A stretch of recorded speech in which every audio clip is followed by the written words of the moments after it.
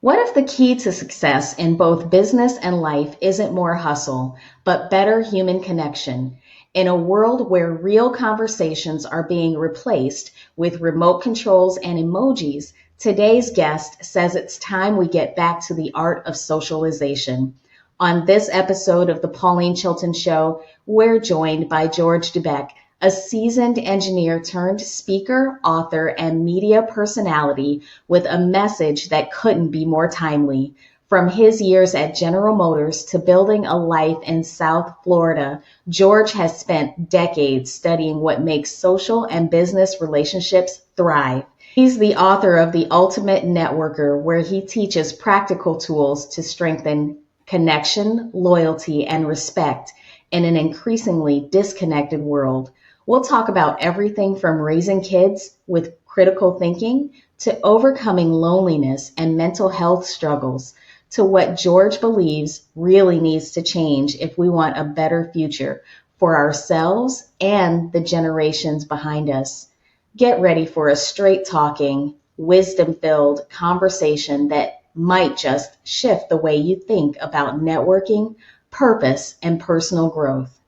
George, thank you so much for being here today. Okay, Pauline, it's great to be on your show. I look forward to it. And we want to bring some good information out to your listening audience and teach them some new concepts, and maybe they'll take some action steps. Great. George, you've spent more than 5 decades networking across industries, corporate, sales, entertainment, education. Yeah, you've done a lot in a great span of time.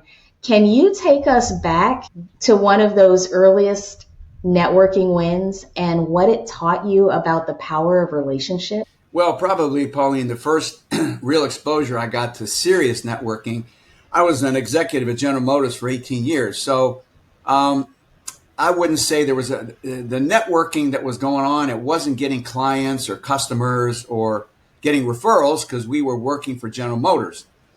But it was all about networking your way up the ladder. If you wanted to be an executive, you had to play golf with the right people. You had to go to the right parties. You had to get to know the right guys. It wasn't about your ability. It wasn't about how good you were. It was about, again, who knew you and who did you know so that they would move you up the ladder. So that was kind of the first taste of it. But it wasn't as, say, intensive as when you're out on your own and you're trying to get business and so forth. That's where really hardcore networking comes in. And then the second big taste I got of networking was when I decided back in the day to find a wife.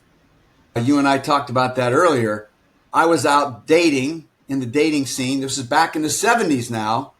I had a 3-piece white suit, black shirt, gold chains, and my sideburns were like way down here. Okay, I had big sideburns. I had a Smokey and the Bandit Firebird, and I was a great disco dancer, like Saturday Night Fever.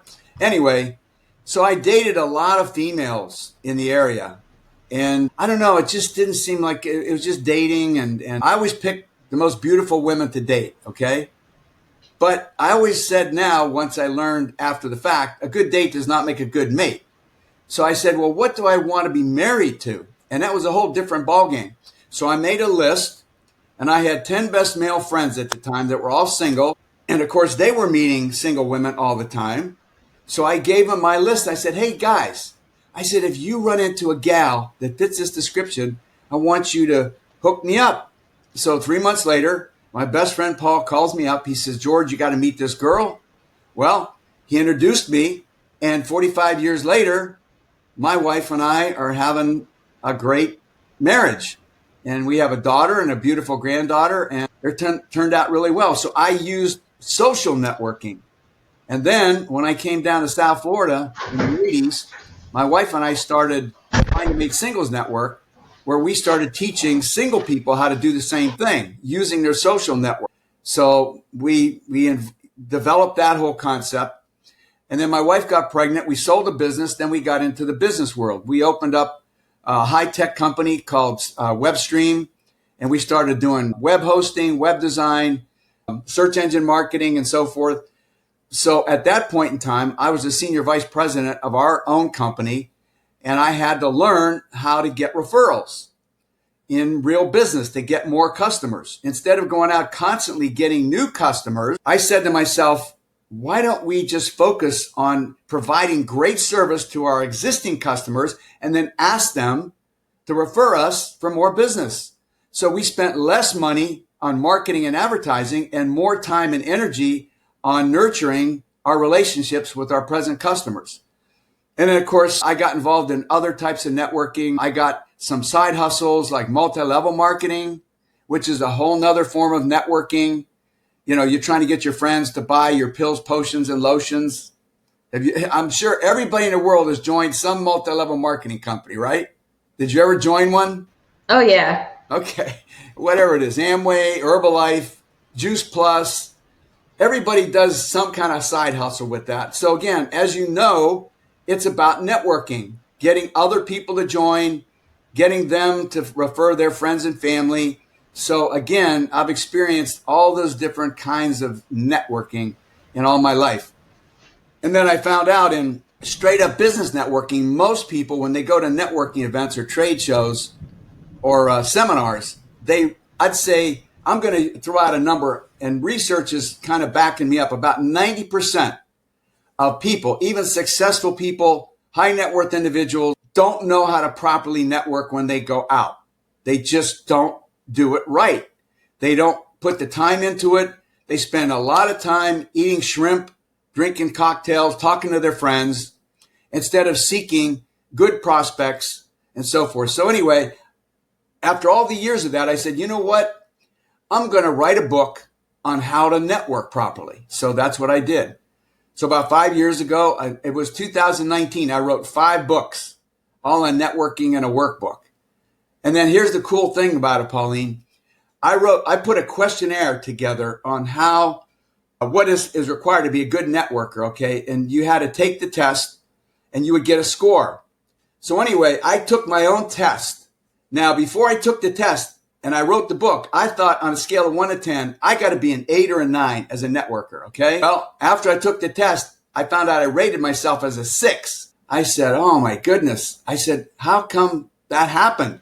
Well, I found out I really wasn't doing a lot of the things that I was professing really solid enough or serious enough.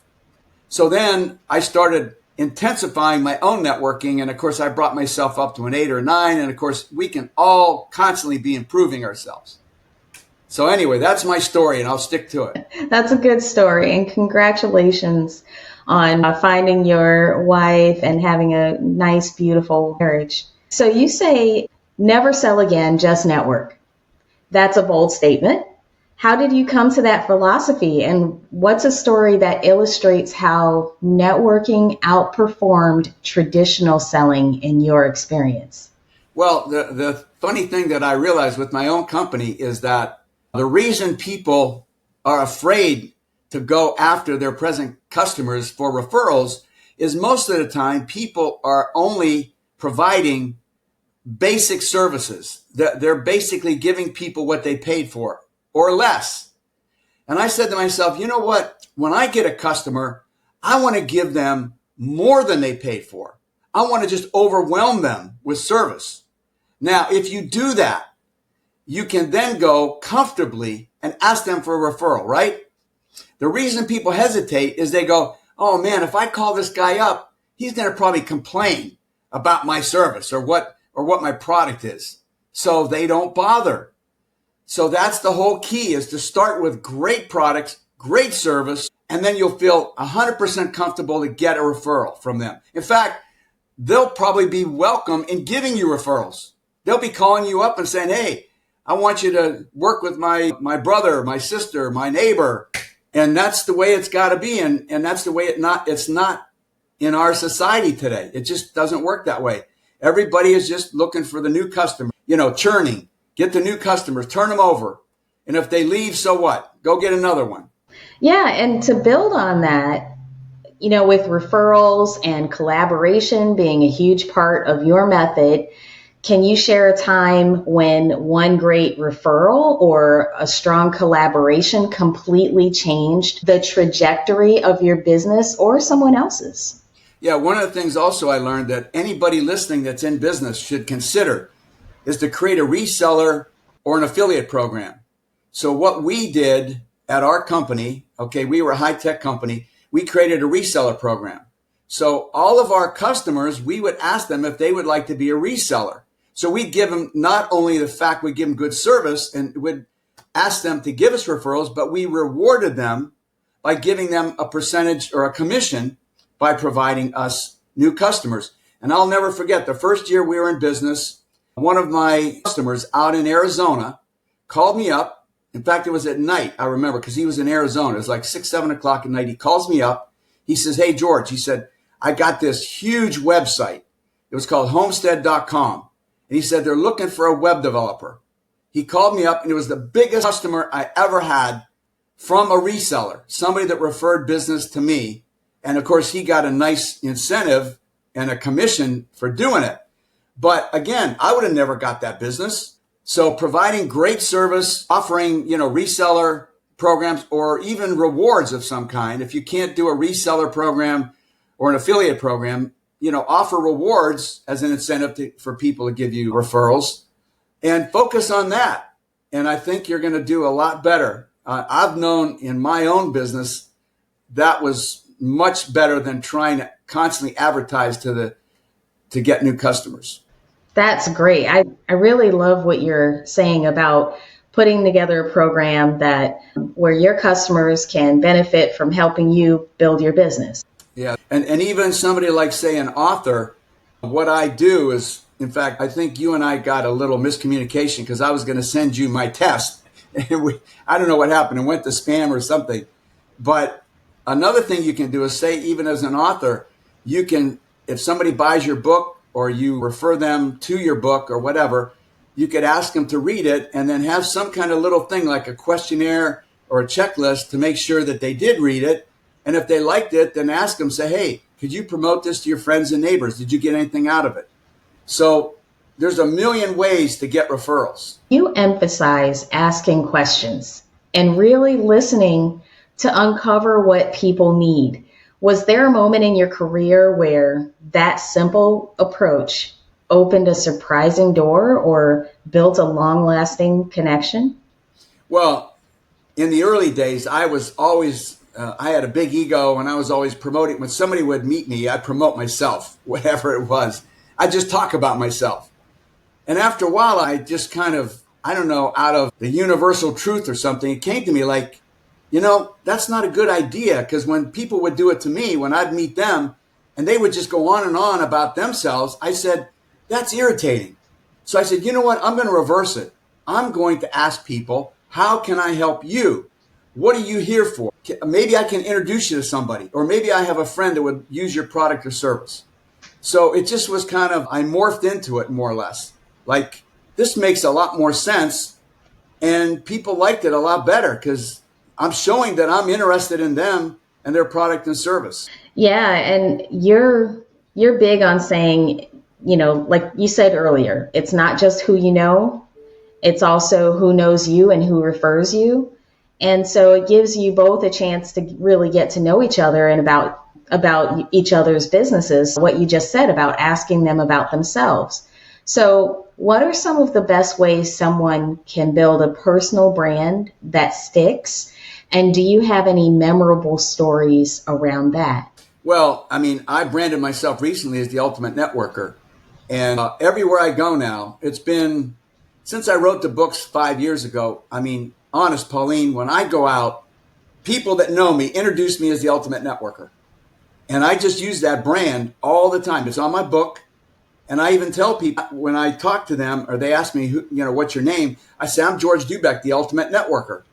And they go, how are you the ultimate networker? And then I go into my books and all that. And then I even tell my kids and my grandkids when they call me up, they'll say, "Hey, Grandpa." I'll say, "Who?" "Oh, okay, ultimate networker." So I constantly push that brand out there. And it's just a matter of, you got to have, again, good products and services and find something that's catchy that people can relate to you based on an awareness of your brand, whatever it is you do. In fact, even like name tags, I don't really like to wear name tags, but when I have a name tag, I put the ultimate networker. So that's, kind of, it's just a process of just constantly putting that out there. That's a great suggestion. I'm going to steal that. In fact, it's kind of funny, but I sometimes casually, because I'm getting ready to do my own podcast, and I started using the ultimate podcaster. So if you want to use that, you can go ahead and use it. I'll let you use it. I haven't patented it or trademarked it. So you can call yourself Pauline Chilton, the ultimate podcaster. I love it. Let's talk about the phrase networking is work. What's a moment in your career when your consistency with follow-up or showing up paid off in a big way, even if it didn't seem like it at the moment or at the time? Well, what happened to me when I was in business with my own company and I'd go to networking events, I started realizing that I was looking forward to these networking events more like to get out of the office and to socialize and to relax. And I'm going, but wait a minute. I'm going here to make contacts and get business. Why am I thinking like this? And so what I did is before I went out, and I recommend everybody do this, make a checklist.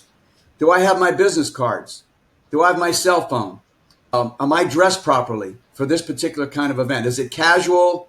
Is it social? Is it business? And so you got to have attire that fits all those particular descriptions. Like, for example, Saturday night, I am going to a yacht club networking event. So, of course, I'm going to be dressed to the max.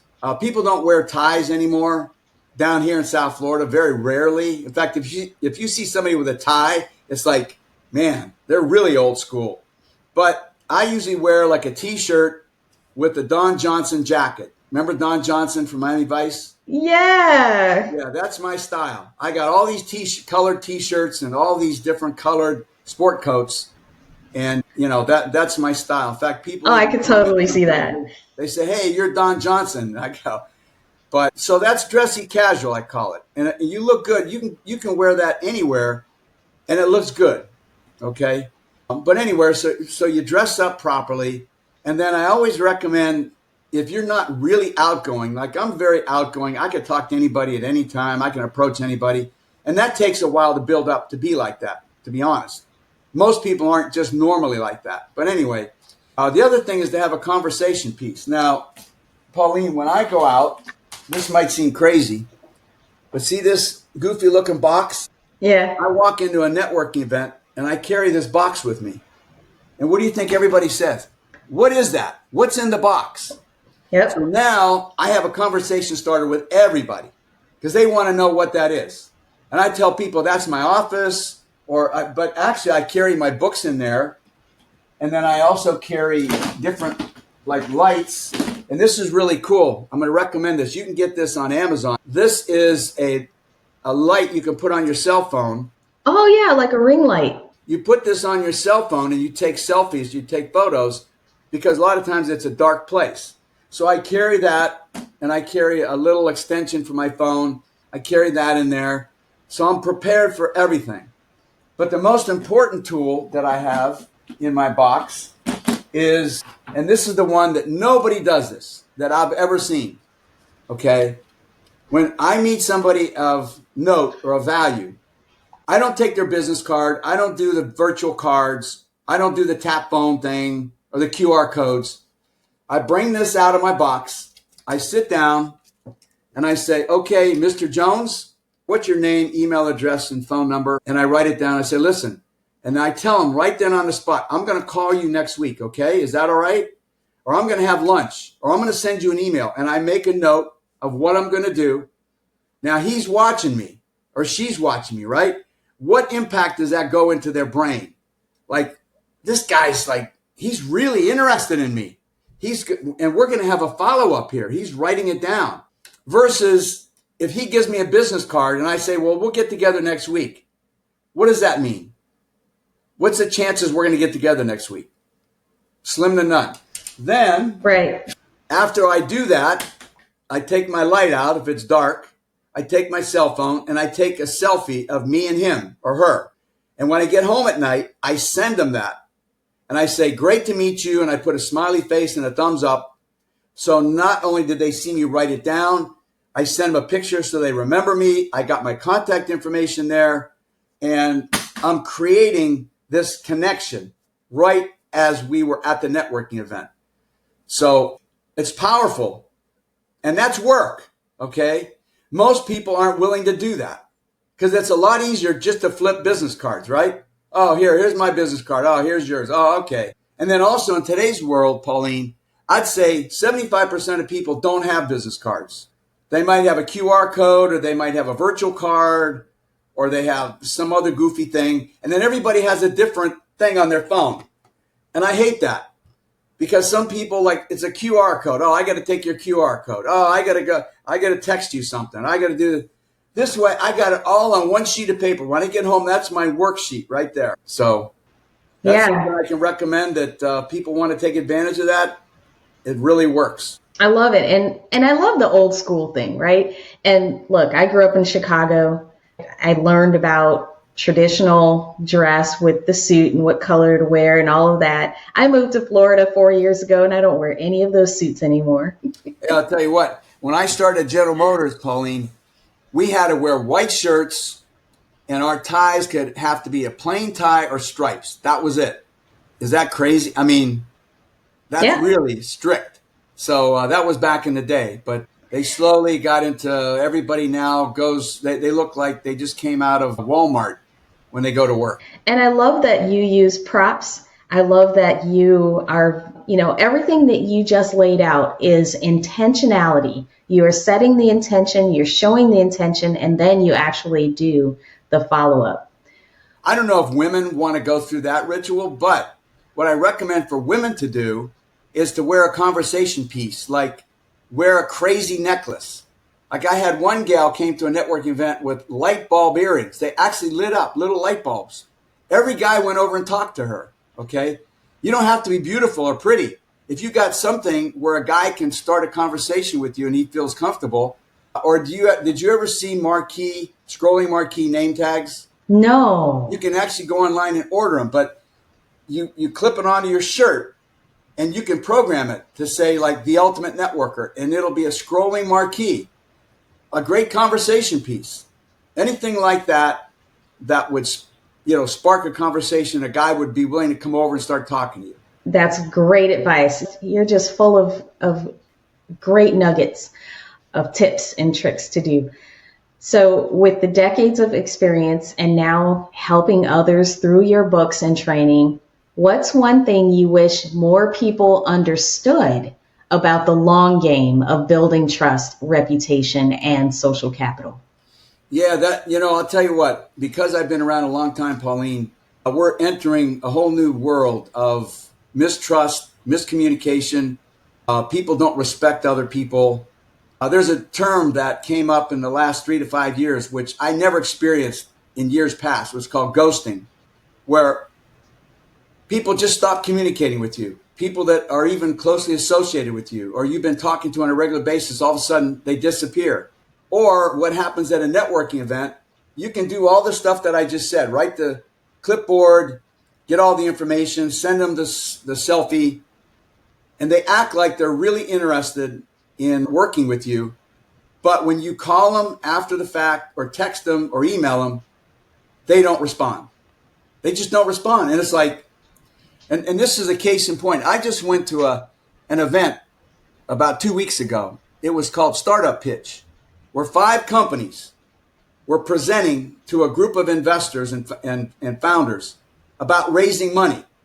Okay, so I got the contact information on my clipboard from 3 of the companies. I talked to each one of them. I said, I'm really interested. I think I can help you get funded and so forth. It's been 2 weeks now. Not one of those 3 have ever responded back to me.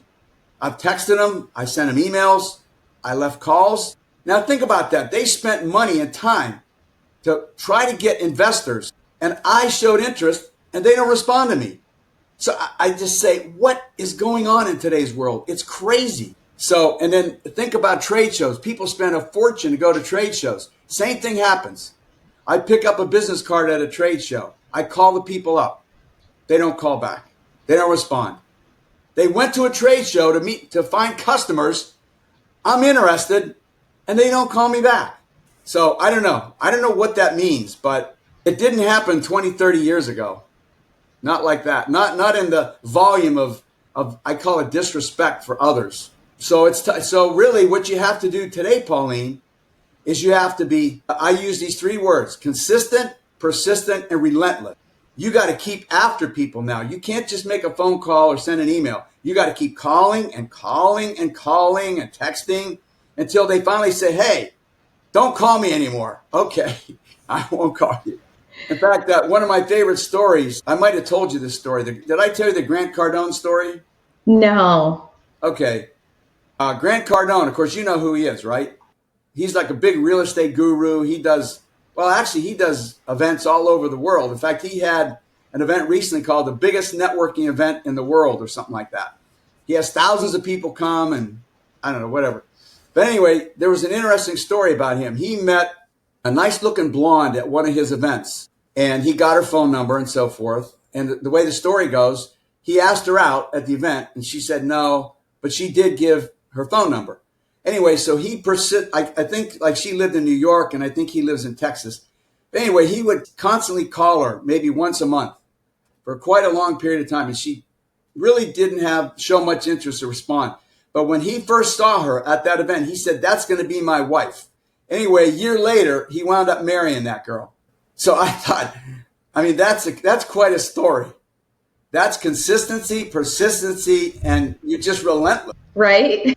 So you can kind of take that idea and the same thing. If you really want to connect with somebody, if you really want to do business with somebody, don't give up. Don't take even no for an answer unless they're going to call the police on you or they slam the phone down. But keep at them. And also the other key to all these connections in today's world is timing. Sometimes you hit the person at the wrong time, the wrong place. Maybe they're in a bad mood. Maybe they're having a health problem. Maybe their wife just hit them over the head with with the butcher's broom or something. I don't know. But like all of us, sometimes when I go out, I'm not in all that good of a mood. So a lot of times it's just timing. You hit somebody at the wrong time and the wrong place and the wrong message. And then, of course, today, Pauline, everybody is sensitive to the word. If you talk to somebody and you say the wrong word, one word, they're going to shut you off, which could be religious, political, or ethnic, about some kind of ethnicity. You make an inference about somebody else and like, whoa. So we got this weird sensitivity. So you got to be real careful. Like, for example, when I go out, I never make comments about how a woman looks. Or I never say she's pretty or heavens no, like you're sexy. Never say anything like that. Or you really look good tonight. Or something. No, man. It's like, wow, they might think I'm a predator. So you got to watch your words, which is, again, I don't know, 20, 30 years ago, we didn't have to deal with all this. And understandable. My point of reference, again, being a city girl and all of that, I'm kind of used to people being more upfront or more forward or even more aggressive with their words or whatever. And so it doesn't bother me, right? I mean, even if somebody, tells me to hit the bricks one day, I might go back the next day and go, hey, I still want to talk to you about that. And it's amazing how sometimes people will say, I'm sorry, I was having a bad day yesterday. Exactly. There you go. Yeah. Consistent, persistent, relentless. Just don't give up on anything. Just keep at it. And then eventually, of course, the old theory of the numbers game. You just have to be proactive and work hard to make money and be successful. You got to put a lot of time into it, a lot of work. Nothing comes easy. Yeah. And you have to have a thick skin, and a lot of tolerance for rejection or whatever it is. Like we just talked about. Sometimes people are just in a bad mood or they're having a bad day. Well, I don't like to use the word rejection. I like to use the word disinterest at that point in time because, again, there's a lot of other factors involved. So one of my favorite stories is back when I was single. I'll never forget. This was in the disco days. I walked up to this really attractive girl, and she was with a couple other girls. I started talking to her, and she went like this, like, get away. So 2 weeks later, at a party at a friend's house, she was there, My friend brought her over and introduced her to me, and she was all over me. And I looked at her and I said, do you remember I approached you 2 weeks ago at the club? She goes, no. So she didn't even know I existed at that point. But all of a sudden, in a different time, a different place, different timing, it was different. So again, you just don't know. So don't ever take a personal rejection. As long as you are doing everything you can to do things right, and don't ever take personal rejection, because people just don't know enough about you. That's good.